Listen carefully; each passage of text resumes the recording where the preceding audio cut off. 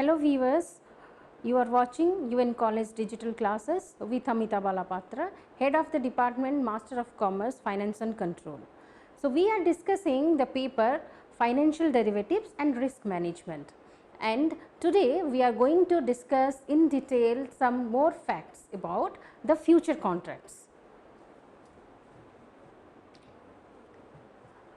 So, in today's video I am going to discuss some more details on future contracts.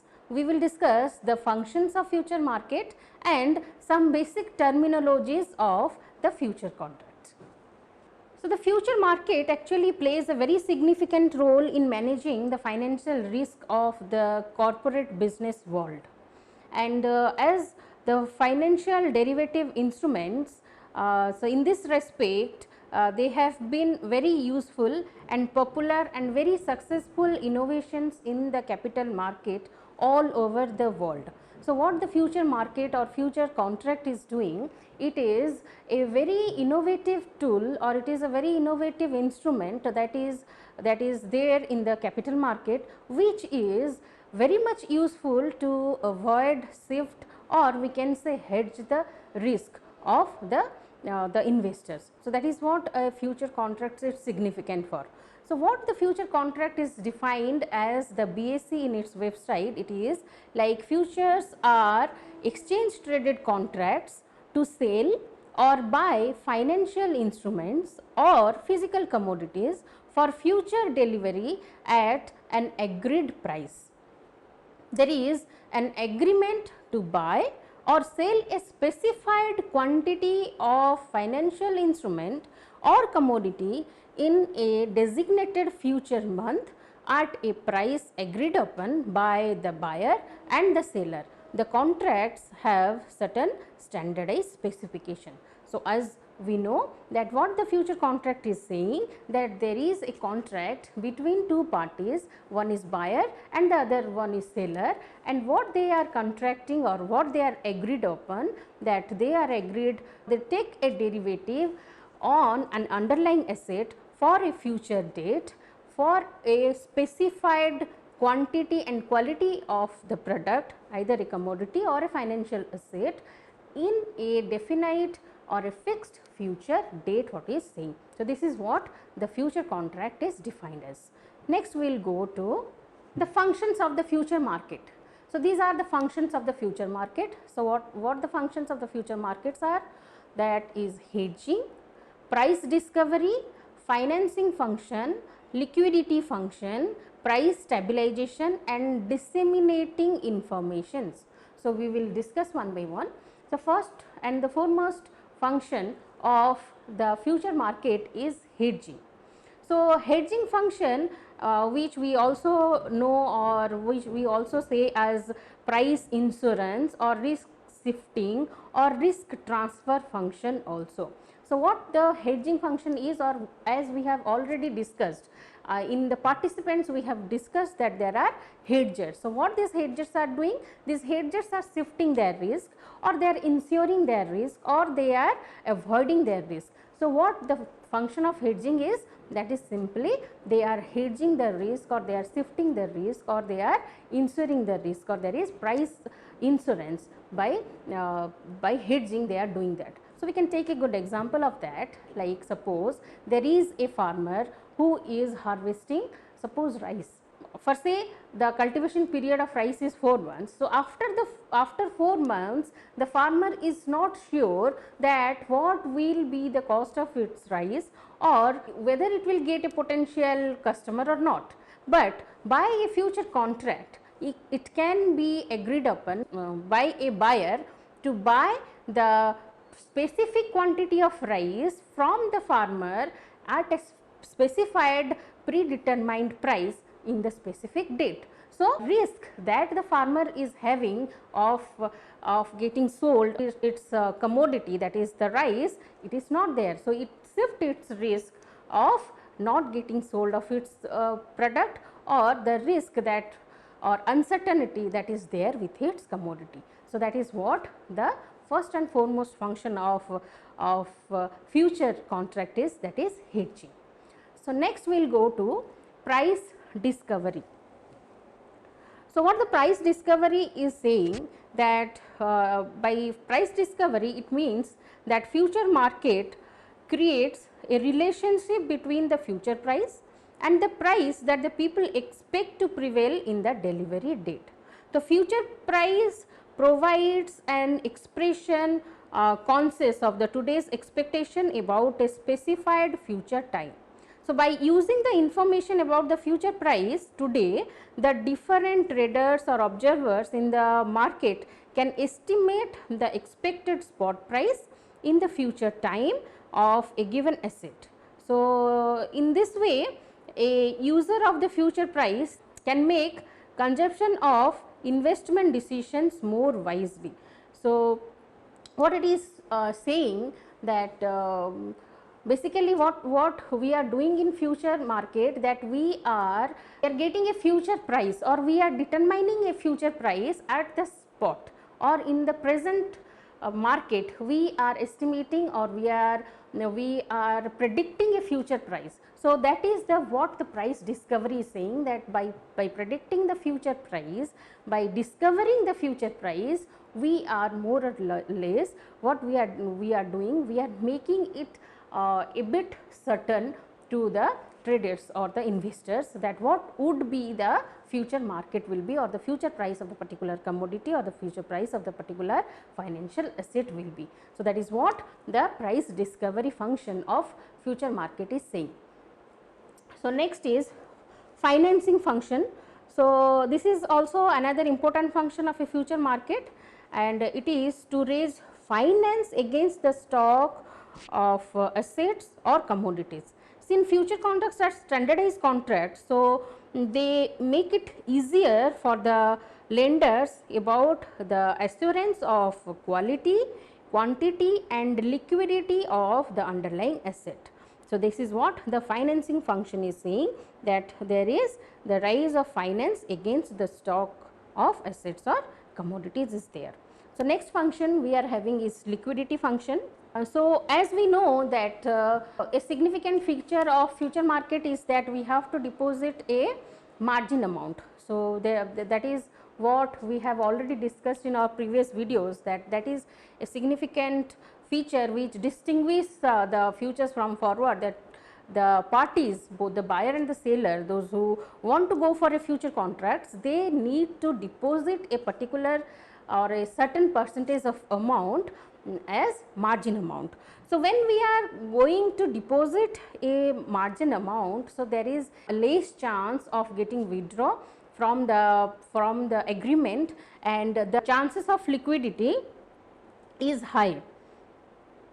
So, what it is saying, that we can take a example of that how it operates. Suppose we are planning for a future contract on a commodity, say silver.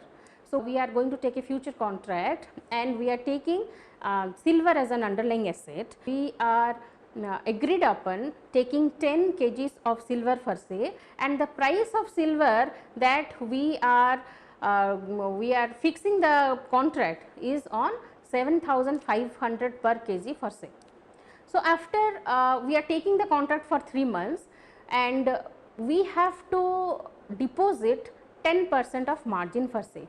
So, for 10 kgs of silver of the prevailing price of 7,500 per kg, we are making an agreement or contract of 7,500, and of which we are going to deposit a margin of 10%. So, we are going to deposit the amount, that is 7,500.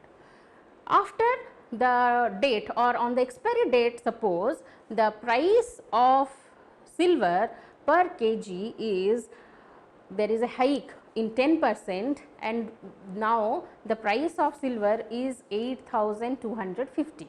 Okay. So, now when we are executing our contract or on the date of expiration, what will be the profit that we are getting is the difference between the contract price and the future price, that is 8,250 minus 7,500, and we will make a profit of 7,500. So, we have put an investment of 7,500, that is the margin amount, and we are getting an interest or we are getting a profit of 7,500. So, we are getting a cent% profit. So, that is what the liquidity function is saying. So, there is high chances of liquidity in, or that is the function of the future market, that is liquidity function. So, next we will go the price stabilization function.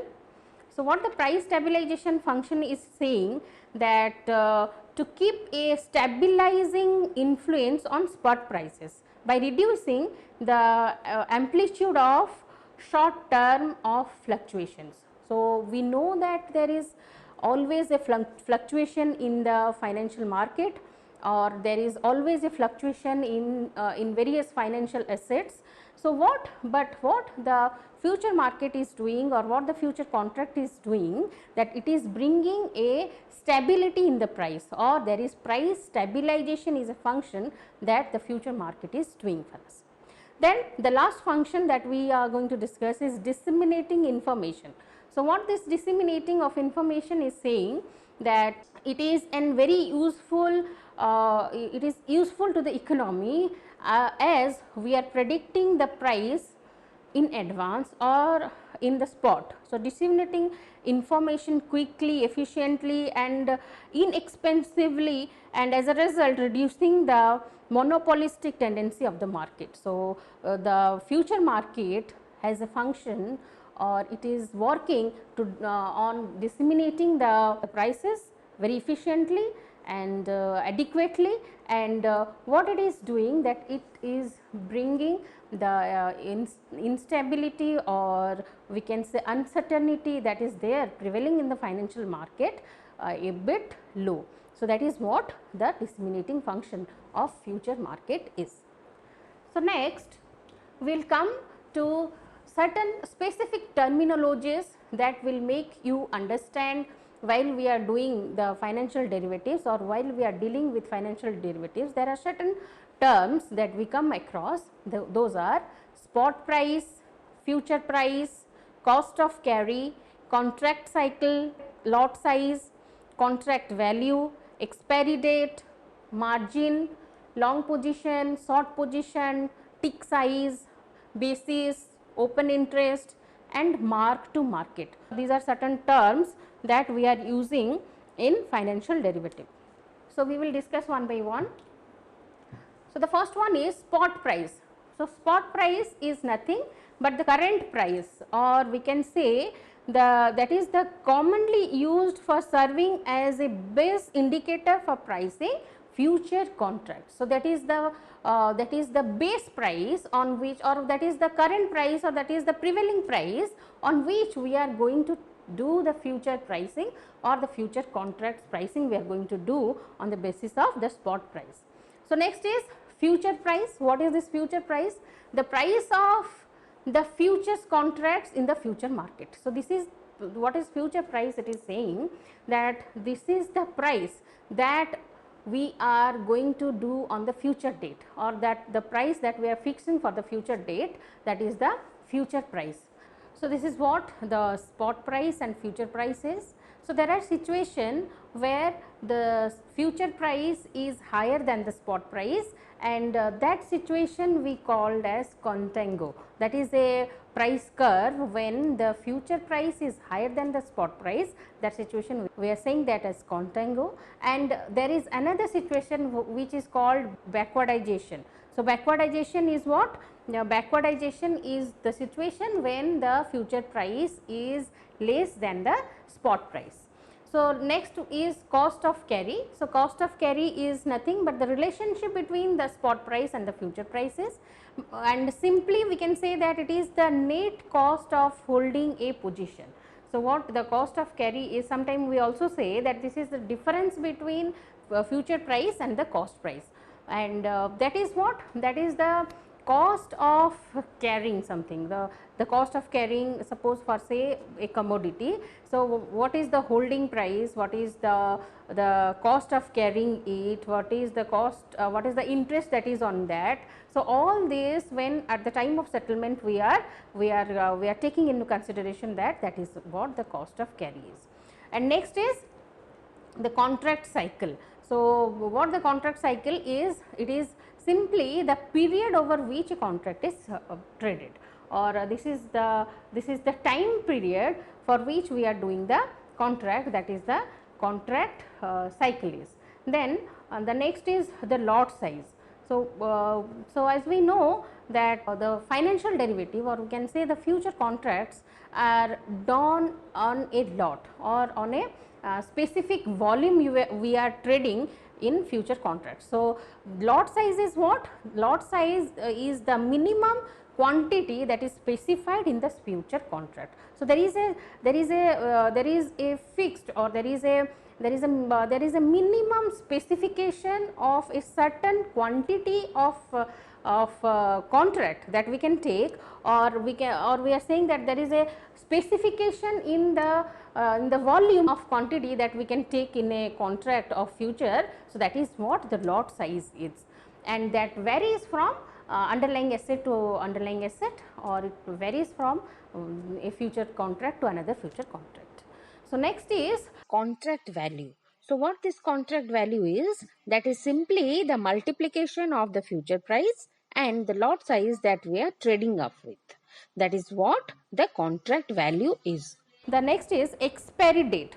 So every future contract, or in future market, what we are saying that always we talk of a future date or a specific date on which we are taking the contract on, or for a future period for which we are taking this contract. So the date on which we are going to execute the contract, or the date beyond which we cannot hold the contract, that date is called the expiry date. So expiry date is what? The date on which the final settlement of the contracts takes place. So that is what the expiry date is. Next is margin.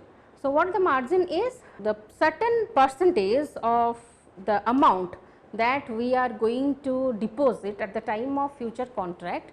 So what the margin is, that that is what it is saying, the amount one need to deposit at the time of entering into a future contract. So as we have already discussed that whenever we are going for a future contract, both the parties are doing the contract on a standardized platform, or we are saying that through a stock exchange. So when we are doing a future contract, we need to put a certain amount of money with the stock exchange as a margin. Both the parties, both the buyer and the seller, need to deposit a certain amount of money, and that certain amount of money is called margin. So margin could be of various types. At the time of initiation, or when we are entering into the contract, we put a certain amount of money, and that margin is called initial margin. Also certain other margins are there, like maintenance margin also. So this is what a margin is. Next is, there is a term which is in most use, or we mostly use certain terms in future contracts, that is long position and short position. So what this long position and short position is? Long position is the position to buy, or we can say in other hand that a long position is what? The long position is the position taken by the party who feels that there will be a high in the price of the particular commodity, or there is a hike in the future price. So the future, when there is a hike in the future price, or there is up in the future price, we will definitely are going to buy this now, so that we will gain a profit. So the long position is the buy position.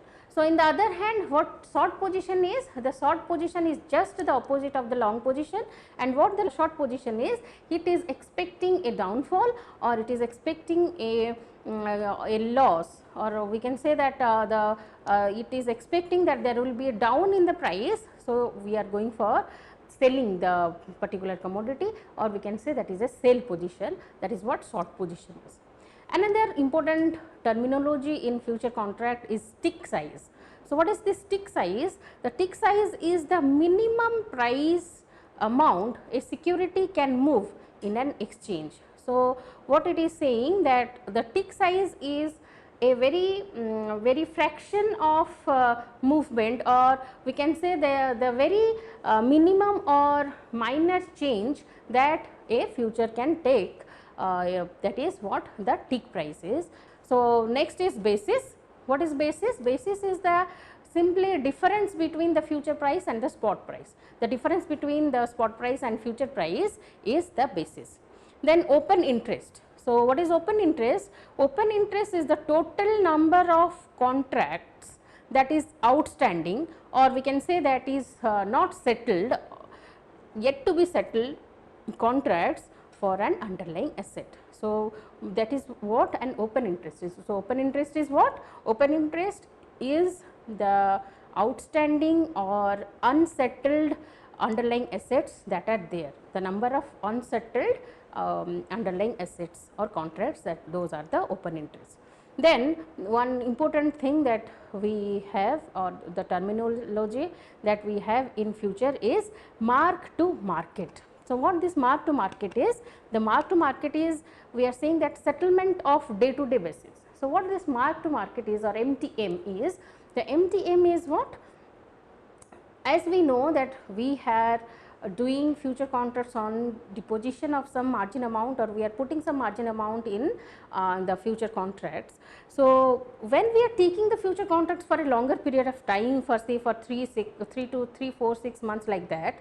So, on a long term future contracts, or when the term of the future contracts is long, then what is happening? The loss or gain that the contract is accumulating will be calculated each day.